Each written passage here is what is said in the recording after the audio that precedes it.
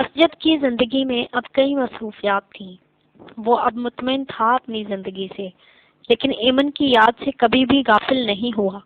اسے یقین تھا کہ وہ لوٹ کر ضرور آئے گی اور وہ اس کا انتظار کر رہا تھا۔ اسے معافی بھی تو مانگنی تھی۔ فضل صاحب کے پاس وہ باقاعدگی سے جاتا تھا۔ زندگی اب کافی حد تک بدل چکی تھی۔ 9 سال گزر گئے۔ ایمن اب تو آ جاؤ، میں تمہارا انتظار کر رہا ہوں۔ ایمن کب آؤ گی؟ وہ اس کے سامنے تصور کرتے ہوئے پوچھ رہا تھا۔ کیا کچھ نہیں بدلا تھا ان 9 سالوں میں؟ وہ 4 دکانوں کا مالک بن چکا تھا جو کہ کافی بڑے سکیل کی تھی۔ ایک ریسٹورنٹ بھی تھا۔ اسے بس ہر ماہ روم مل جاتی تھی تو بس نگرانی کرتا تھا اور چیزوں کی کوالٹی چیک کرتا تھا۔ یہ شروعات اس نے دعوت کے دیے ہوئے پیسوں سے اور اپنے باپ کی زمین بیچ کر کی تھی۔ پہلے تو اس نے صرف ایک دکان بنائی تھی، اس سے بچت بھی بہت زیادہ تھی اور استعمال کرنے والا بھی کوئی نہ تھا، اس لیے اس کا کاروبار ترقی کرتا گیا۔ اس کے اکاؤنٹ میں کافی رقم جمع ہو چکی تھی اور اب زیادہ محنت بھی نہیں کرنی پڑتی تھی۔ زندگی میں سب کچھ تھا سوائے ایمن کے، اور ایمن کے بنا ہی تو کچھ نہ تھا۔ خالہ بھی نماز پڑھ رہی تھی جب وہ بھاگتی ہوئی اندر آئی۔ میرا رزلٹ آ گیا خالہ بھی، آپ کو پتا ہے خالہ بھی میرے کتنے اچھے مارکس آئے ہیں؟ وہ جوش سے بولے جا رہی تھی۔ یہ تو بہت اچھا ہوا، شکر ہے اللہ کا، وہ مسکراتے ہوئے بولی۔ میں نے شکرانے کے نفل ادا کر لوں، پھر کچھ اچھا سا بناؤں گی آپ کے لیے، میری طرف سے ٹریٹ ہو جائے گی۔ وہ اٹھی۔ خالہ بھی مسکرانے لگی۔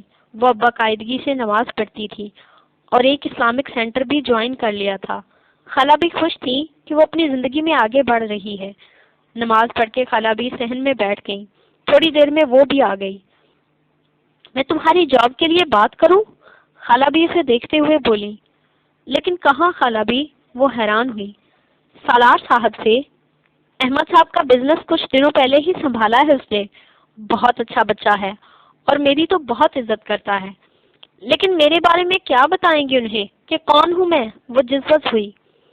وہی جو باقی سب کو بتایا ہوا ہے کہ جہاں میں کام کرتی تھی تو مالک کی اکلوتی بیٹی تھی اور ان کی ڈیتھ پر ان کے بھائیوں نے گھر سے نکال دیا جائیداد کے لیے۔ خالہ بھی کہانی دہرانے لگی جو انہوں نے آس پاس ہر ایک کو سنائی ہوئی تھی۔ جیسا آپ کو بہتر لگے، وہ مسکرائی۔ خالہ بھی اب سوچ رہی تھی بات کیسے کریں گی، اور وہ کچھ بنانے کی غرض سے اٹھ گئی۔ اگلے دن خالہ بھی جلدی چلی گئی۔ سالار جلدی آفس چلا جاتا تھا اور انہیں سالار سے بات کرنی تھی۔ سب ان کی عزت کرتے تھے۔ رابعہ بیگم انہیں گھر کے فرد کی طرح سمجھتی تھی۔ انہیں خود کوئی کام نہ کرنا ہوتا تو صرف اپنی نگرانی میں سارے ملازموں سے کام کروانا ہوتا تھا۔ وہ جلدی آ گئی تھی۔ سالار ابھی تک گھر پر ہی تھا۔ ارے حاجرہ بھی آپ؟ وہ جو تیار ہو رہا تھا، ان کے دستک دینے پر اس نے مڑ کے دیکھا۔ کچھ بات کرنی تھی آپ سے سالار بیٹے۔ خالہ بھی جھجکتے ہوئے بولی۔ اندر آئیے نا آپ، اور جو بھی بات کرنی ہے اطمینان سے کر لیں۔ سالار کے لہجے میں احترام تھا۔ خالہ نے ایمن کے لیے جاب کی بات کر دی اور ساتھ ہی وہی کہانی بھی دہرا دی جو کل ایمن کو سنائی تھی اور اس سے پہلے پورے محلے کو بھی سنائی تھی۔ آپ ایک بار اس کے گریڈز دیکھ لیں بیٹا، ہو سکتا ہے وہ آپ کی فرم میں کسی اچھی پوسٹ کی اہل ہو۔ اپنی بات ختم کر کے خالہ بی نے فکر مندی سے اس کے تاثرات دیکھے۔ خوش قسمتی ہے اس کی کہ واقعی ایک ویکینسی ہے اس وقت ہمارے پاس۔ خیر کل آپ اسے آفس بھیج دیجیے گا۔ انہیں تسلی دیتا وہ اٹھا اور باہر جانے لگا۔ شاید وہ بہت جلدی میں تھا۔ اور نام تو آپ نے بتایا ہی نہیں اس کا۔ وہ جاتے جاتے یاد آنے پر مڑا۔ ایمن صبا۔ وہ بھی اٹھ گئی۔ ایمن صبا؟ اس نے زیر لب دہرایا۔ اچھا آپ بالکل فکر نہ کیجیے گا، میں کچھ کر لوں گا، مسکرا کر کہتے ہوئے وہ باہر نکل گیا۔ خالہ بھی مطمئن ہو گئی۔ اب ان کی فکر کم ہو گئی تھی۔ وہ جانتی تھی سالار کو وہ بہت اچھا لڑکا تھا، ان کی آنکھوں کے سامنے پلا بڑا تھا اور ان کی بہت عزت کرتا تھا۔ اس نے ایک بار پھر خود کو آئینے میں دیکھا۔ یہاں کی فضا نے اسے پچھلے 4 سالوں میں بدل دیا تھا۔ اس کا رنگ نکھر گیا تھا۔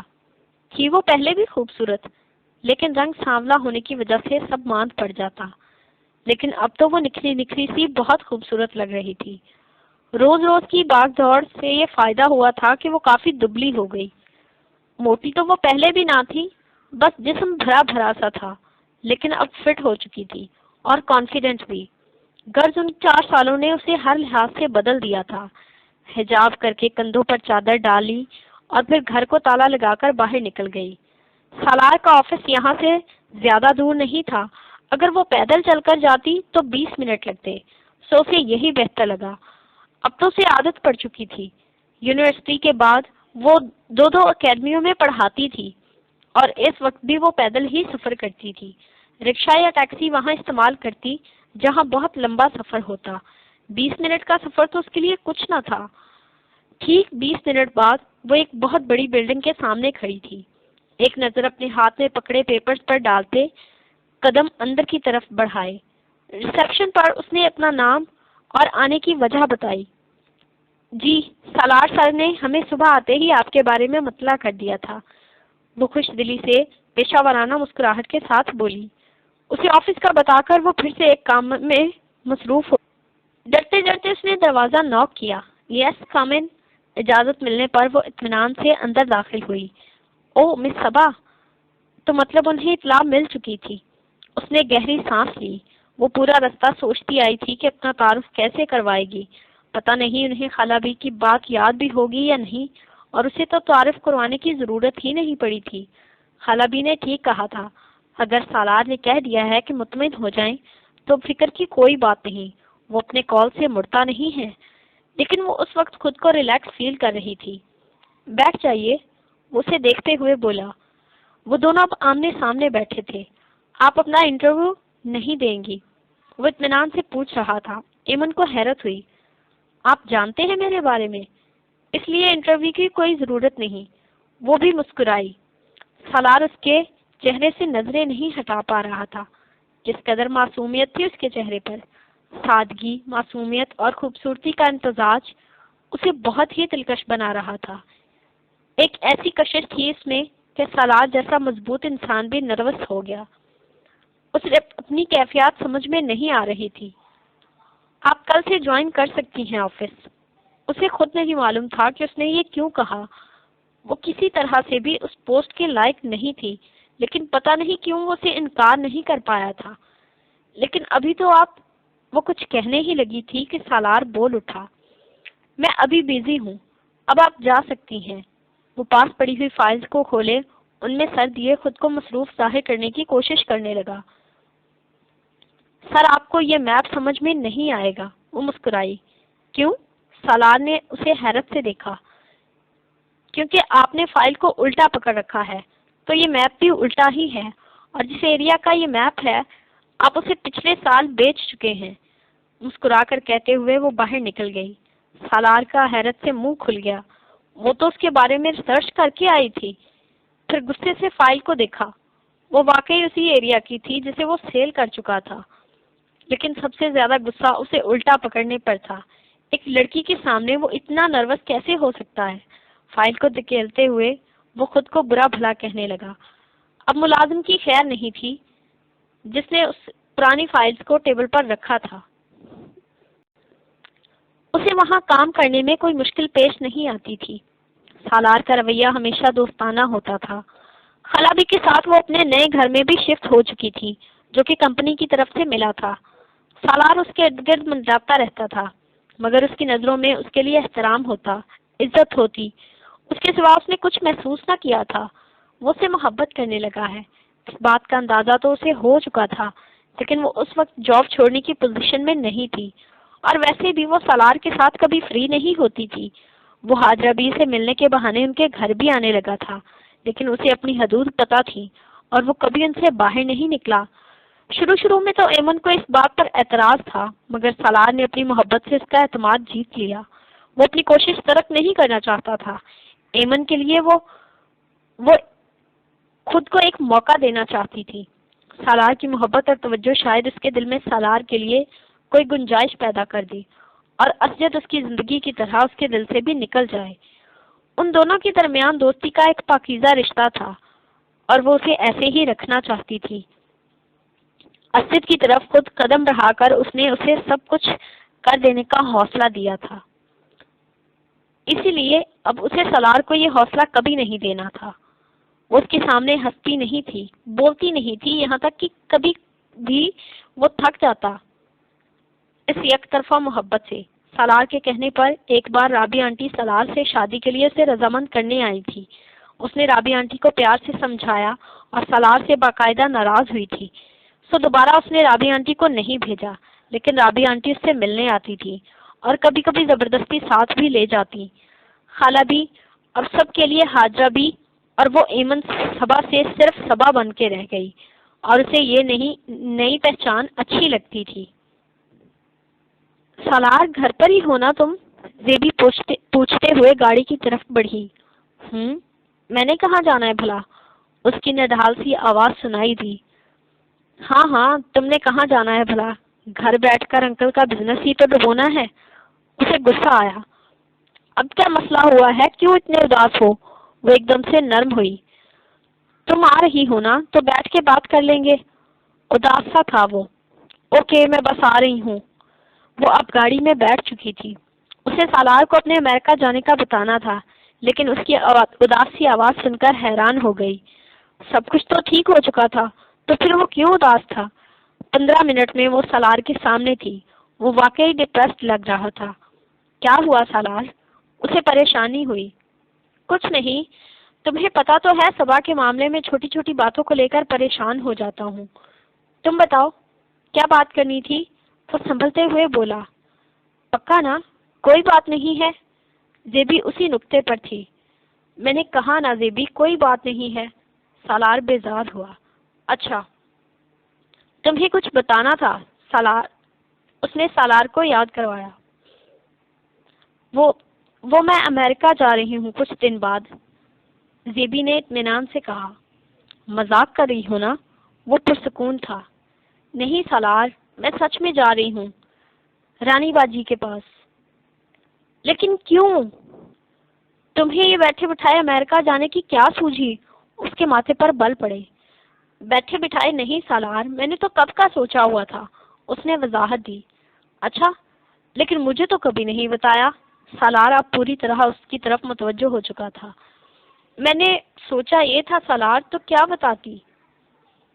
اب جا رہی ہوں تو بتایا تو ہے۔ وہ اپنے اندر کی اداسی کو چھپانے کی کوشش کر رہی تھی۔ چند دن پہلے اس نے طنز کیا۔ سالار پلیز اب ایسے تو بات مت کرو مجھ سے۔ ٹھیک ہے، نہیں بتایا اس کے لیے معاف کر دو۔ وہ روحاسی ہو گئی۔ تم اداس ہو؟ اس کی آنکھوں میں دیکھتے ہوئے پوچھا۔ نہیں سالار، میں کیوں اداس ہوں گی بھلا؟ اس نے مصنوعی مسکراہٹ چہرے پر سجائی۔ دل کی اداسی تو نظر آتی ہے، محبت نہیں۔ دل کی دل میں شکوہ کیا؟ اور میں اداس کیوں ہونا؟ وہ مسکرائی۔ یہ تو تمہیں پتا ہوگا۔ کیا بے نیازی تھی، وہ لب بھیج کر رہ گئی۔ میں کل پارٹی رکھنا چاہتی ہوں تمہارے برتھ ڈے کی۔ فکر نہ کرو، تمہارے گھر میں ہی ارینج کروں گی، بٹ جاتے جاتے مجھے یہ کرنے دو۔ وہ التجا کر رہی تھی اور سالار اسے کیسے انکار کر سکتا تھا۔ جیسا تم چاہو۔ رابعہ آنٹی بھی آ چکی تھی۔ وہ ان کے ساتھ باتیں کرنے لگی۔ سالار بھی اب ان کو کمپنی دینے لگا۔ کچھ دیر پہلے والی کوفت اب ختم ہو چکی تھی۔ ساری رات وہ جاگتا رہا۔ 12 بجے تو اس کے دل کی دھڑکنیں تیز ہو گئی۔ اسے یقین تھا صبح اسے وش ضرور کرے گی۔ 12 بجے تو موبائل پر دھڑا دھڑ میسج جانے لگے۔ زیبی نے سب سے پہلے وش کیا تھا، اس کے بعد اس کے دوست، رشتہ دار اور کلیگز نے وش کیا۔ اسے اس بات سے دلچسپی نہیں تھی، اس لیے کسی کو بھی رپلائی نہیں کیا تھا۔ انتظار تھا تو بس ایک ہی انسان کے وش کرنے کا، جسے شاید یاد ہی نہیں تھا۔ آخر 2 بجے تھک کر وہ سو گیا۔ صبح وہ لیٹ اٹھا تھا۔ اٹھتے ہی پہلے موبائل اٹھایا۔ صبا نے اب تک وش نہیں کیا تھا۔ وہ آفس کے لیے تیار ہو گیا۔ رابعہ کے منع کرنے کے باوجود وہ خراب موڈ کے ساتھ آفس آ گیا۔ وہ آفس میں موجود تھی، لیکن ایک بار بھی اس کی طرف متوجہ نہیں ہوئی، تو مطلب واقعی اسے یاد نہ تھا۔ اس کے دل میں گرا پڑی۔ وہاں دل نہ لگا تو زیبی کی طرف آ گیا۔ زیبی کے ساتھ اس کا دھیان کافی حد تک بٹ گیا۔ وہ جانتی تھی کہ کس طرح سالار کا موڈ ٹھیک کرنا ہوتا ہے۔ کس طرح اسے منانا ہوتا ہے، کس طرح اسے مصروف رکھنا ہوتا ہے، اور جس سے وہ سب چاہتا تھا اسے پرواہ تک نہ تھی۔ زیبی سارے ارینجمنٹ کرتی رہی پارٹی کے اور اس کے ساتھ ساتھ رہا۔ تم نے بتایا ہے صبا کو کہ میں جا رہی ہوں؟ سارا کام مکمل ہو چکا تھا، اب بس ان دونوں کو تیار ہونا تھا۔ جب زیبی نے اس سے پوچھا، وہ میں بتانا بھول گیا، وہ نظریں چرا گیا۔ پھر تو تم اس پارٹی کے بارے میں بھی بتانا بھول گئے ہوگے۔ وہ سالار کی اداسی دیکھ چکی تھی، جانتی تھی کہ ان دونوں میں کوئی بات ہوئی ہے۔ وہ زیبی کی طرف نہیں دیکھ پا رہا تھا۔ سالار کوئی بات ہوئی ہے کیا؟ وہ زچ ہوئی۔ ہاں وہ کچھ بول نہیں پایا۔ سالار ایک بات یاد رکھنا، کبھی بھی محبت میں 50-50 والی بات نہیں ہوتی۔ کبھی کبھی 30% لینے کے لیے 70% دینا پڑتا ہے، اور کبھی کبھی 70% پیار کے لیے صرف 30% ہی دینا پڑتا ہے۔ اس لیے ایسا مت سوچا کرو کہ وہ بھی تم سے اتنا ہی پیار کرے جتنا تم کرتے ہو۔ اسے اتنی محبت ہو کہ وہ تم سے محبت کرنے پر مجبور ہو جائے۔ وہ اسے سمجھانے لگی، اور اگر پورے 100% دینے پر بھی کوئی آپ کو 1% بھی نہ دے پائے تو کیا زیبی؟ سالار کافی پریشان تھا۔ زیبی کا دل ڈوب کے ابھرا۔ اس کے ساتھ بھی تو ایسا ہی تھا۔ تو مطلب آپ کے پیار میں کمی ہے؟ کئی آنسو اس کی آنکھوں سے گرے تھے، لیکن وہ بات کر کے جا چکی تھی، اس لیے سالار نہیں دیکھ پایا۔ وہ کب سے سالار کا انتظار کر رہی تھی۔ سالار تیار ہونے میں تو اتنا وقت نہیں لگاتا تھا، پھر وہ سب تک نیچے کیوں نہیں آیا تھا؟ آخر وہ خود ہی اوپر چلی آئی۔ اوہ سالار، تم اب تک تیار نہیں ہوئے تو کیا کر رہے تھے؟ اس نے اپنا سر پکڑ لیا۔ پچھلے 2 گھنٹے سے وہ اپنے روم میں تھا۔ نیچے مہمان آنا شروع ہو چکے تھے اور وہ اسی حالت میں بیڈ پر لیٹا تھا۔ زیبی، مجھے کیا کرنا چاہیے؟ اس کی اداسی زیبی سے دیکھی نہیں جا رہی تھی۔ دل چاہا رو دے۔ سالار، تم جاؤ اسے لے کر آؤ۔ میرے جانے کا بتاؤ گے تو وہ ضرور آئے گی۔ وہ آگے بڑھی۔ چلو اب اٹھو۔ وہ اٹھ بیٹھا۔ مجھ سے اس کی ناراضگی برداشت نہیں ہوتی زیبی۔ اسے سمجھ کیوں نہیں آتی کہ کس قدر محبت کرتا ہوں میں اسے کیسے اپنا یقین دلاؤں؟ وہ بے بسی سے کہہ رہا تھا۔ زیبی کا دل اداسیوں سے بھر گیا۔ کاش وہ اس شخص پر اتنا حق رکھتی ہوتی کہ اس کا سر اپنے کندھے پر رکھ کر اسے سن سکتی، اس کی پریشانی کم کر سکتی۔ اس وقت خود کو روکے رکھنا اس کے لیے دنیا کا مشکل ترین کام تھا۔ وہ اس کے سامنے بیٹھا تھا، اداس تھا، پریشان تھا، اور وہ آگے بڑھ کر اسے تھام بھی نہ سکتی تھی۔ تمہیں جانا چاہیے سالار، اس وقت اسے تمہاری ضرورت ہے۔ وہ پلٹ گئی۔ سالار اسے جاتا ہوا دیکھنے لگا۔ آخر کیوں اس کے لہجے میں اس قدر درد ہوتا ہے؟ کیا اسے بھی کسی سے محبت تھی؟ سر جھٹک کر وہ اٹھ گیا۔ تیار ہوئے بنا وہ صبا کو لینے چلا آیا۔ حاجرہ بھی لاؤنج میں ہی تھی، وہ شاید اپنے کمرے میں تھی۔ وہ انہی کے پاس چلا آیا۔ کیسی ہیں حاجرہ بھی؟ مسکراتے ہوئے وہ ان کے پاس بیٹھا۔ میں تو بالکل ٹھیک بیٹا، تم سناؤ؟ وہ محبت بھرے لہجے میں بولی۔ صبا سے اس دن ہونے والی بحث کے بعد کیسا ہو سکتا ہوں حاجرہ بھی؟ حاجرہ بھی کو وہ مرجھایا ہوا سا لگا تھا۔ بجھے بجھے سے لگ رہے ہو سالار، انہوں نے باغور سے دیکھتے ہوئے کہا۔ تم یہاں کیا کر رہے ہو؟ اس سے پہلے کہ وہ کچھ کہتا، عقب سے صبا کی آواز سنائی دی۔ وہ کھڑا ہو گیا۔ تم تو اس دن دعویٰ کر کے گئے تھے نا کہ اب میں تمہارے پاس آؤں گی، تو اب کیا ہوا؟ کہاں گیا تمہارا دعویٰ؟ وہ غصے میں تھی۔ صبا، وہ کہنا چاہتا تھا کہ وہ شرمندہ ہے، لیکن اس نے بات مکمل ہی نہ کرنے دی۔ تمہیں لگا کہ میں تو آؤں گی نہیں تو تم خود ہی آ جاتے ہو۔ کہاں سے لاتے ہو یہ دلیری، یہ ہمت؟ مجھ میں کیوں نہ آئی اب تک؟ اتنا کچھ سن کر بھی اثر نہیں ہوتا؟ وہ اب اس کی طرف بڑھتے ہوئے کہہ رہی تھی، یہاں تک کہ اس کے سامنے آ گئی۔ میں یہاں، وہ کہنا چاہتا تھا کہ زیبی کے بارے میں بتانے آیا ہے، اپنی برتھ ڈے کی پارٹی میں لے جانے آیا ہے، لیکن اس نے کوئی بات سننی ہی نہ تھی۔ مجھے لگا تھا تم سب سے الگ ہو، میں نے دل سے تمہیں قبول کر لیا تھا سالار، لیکن مجھ سے غلطی ہو گئی، ایک بار پھر سے دھوکا کھا گئی میں۔ تم بھی چاہتے ہو کہ میں بے بس ہو کر تمہارے پاس آؤں؟ اس کی آنکھوں میں آنسو آنے لگے۔ سالار کو لگا کسی نے اس کا دل دبوچ لیا ہو۔ ایسا نہیں ہے، وہ آگے بڑھا، لیکن اب اور نہیں۔ میں پھر سے ٹوٹنا نہیں چاہتی سالار، میں یہ جاب خود ہی چھوڑ رہی ہوں، چلی جاؤں گی میں یہاں سے، وہ روتے ہوئے کہہ رہی تھی۔ سالار نے بے بسی سے اسے دیکھا، جو کچھ سننا سمجھنا ہی نہیں چاہتی تھی۔ دھوکا تو تمہیں واقعی ہوا ہے دوسروں کو سمجھنے میں۔ تم اپنے ماضی سے نکلو تو کچھ نظر آئے نا۔ کب تک بھاگو گی یار؟ اب بس کر دو، دنیا کو فیس کرنا سیکھو۔ تمہیں مجھ سے مسئلہ ہے نا، تو جاب کیوں چھوڑ رہی ہو؟ میں چلا جاؤں گا یہاں سے، وہ اس کی آنکھوں میں دیکھتے ہوئے بولا۔ صبا کو اسے سننا پڑا، وہ اتنا قریب تھا کہ اس کی دھڑکنیں سن سکتی تھی، جن کی رفتار بہت تیز ہو گئی تھی۔ وہ نظریں جھکا گئی، اٹھائے رکھتی تو اس کے سامنے ہار جاتی، اور اب کی بار وہ ہارنا نہیں چاہتی تھی۔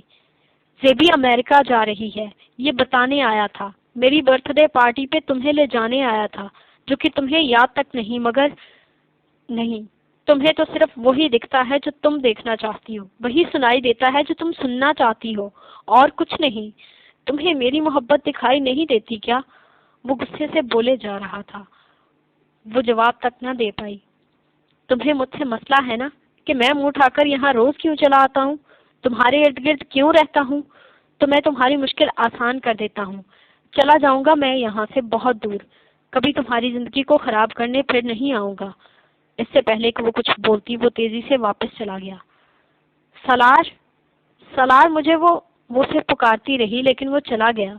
وہ بے بسی سے حاضرہ کی طرف دیکھنے لگی۔ سالار کس طرح گھر پہنچا یہ وہ ہی جانتا تھا۔ صبا کی باتیں سوچ سوچ کر اس کا دماغ خراب ہو رہا تھا، لیکن وہ زیبی کی دی گئی پارٹی خراب نہیں کرنا چاہتا تھا۔ برے موڈ کے ساتھ اس نے پارٹی اٹینڈ کی۔ زیبی اس کا خراب موڈ دیکھ چکی تھی، اس لیے کوئی بات نہ کی۔ رابعہ البتہ پریشان ہو گئی تھی۔ صبح بھی وہ ان کے روکنے کے باوجود چلا گیا تھا، اور اب بھی اس کا موڈ آف تھا۔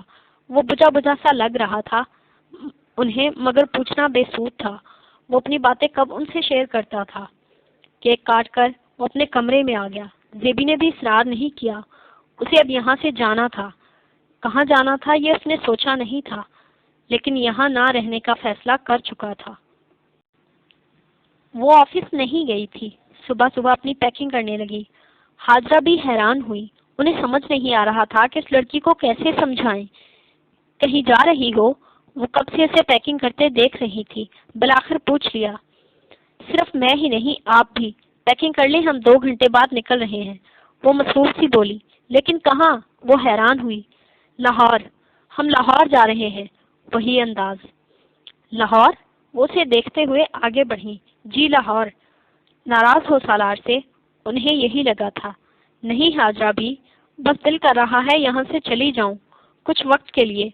میں اپنے ساتھ کچھ وقت گزارنا چاہتی ہوں حاجرہ بھی، اور لاہور میں امی بابا کی یادیں ہیں، اس سے بہتر جگہ اور کون سی ہو سکتی ہے بھلا؟ وہ تھکی ہوئی لگ رہی تھی۔ اور وہاں اسجد بھی ہے، انہوں نے اسے یاد دلایا۔ میں اب وہ ڈری سہمی سی لڑکی نہیں ہوں حاجرہ بھی، بلکہ سامنے والے کو منہ توڑ جواب دینا جانتی ہوں۔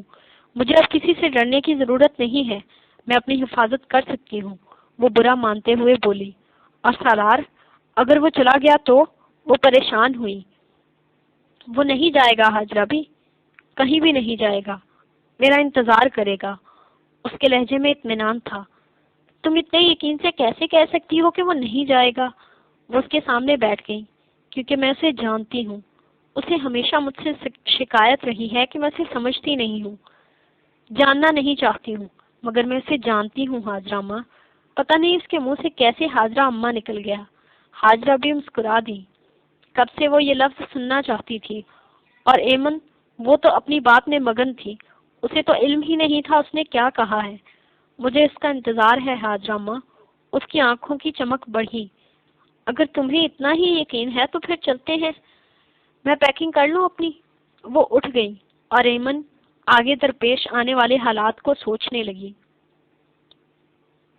9 سال بعد وہ لاہور آئی تھی۔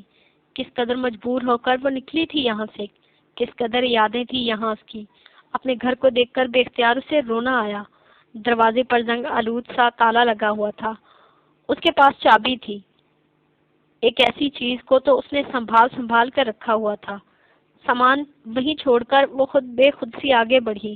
حاجرہ بھی اس کا سامان اٹھا کر اندر رکھنے لگی۔ گھر صاف تھا، ہر ایک چیز سلیقے سے رکھی گئی تھی، کہیں سے بھی ایسا نہیں لگ رہا تھا کہ وہاں کوئی نہیں رہتا۔ وہ حیران ہوئی، تو مطلب کوئی وہاں آتا تھا، لیکن کون؟ حاجرہ بھی دونوں کمروں میں سامان رکھنے لگی۔ ایک کمرہ اس کے لیے اور ایک اپنے لیے تیار کیا۔ وہ صحن میں ہی بیٹھی رہی۔ میں تھک گئی ہوں حاجرہ اماں، اب آرام کروں گی۔ وہ اس کے کمرے کی صفائی کر رہی تھی جب وہ اندر آئی۔ آپ پلیز چھوڑیں یہ سب، میں کر لوں گی، آپ بھی آرام کریں۔ وہ ناراض ہوئی۔ اچھا ٹھیک ہے، تم سو جاؤ، میں ٹھیک ہوں، مجھے آرام کرنے کی ضرورت نہیں ہے، میں کھانا بناتی ہوں، جب بن جائے گا تمہیں بتا دوں گی۔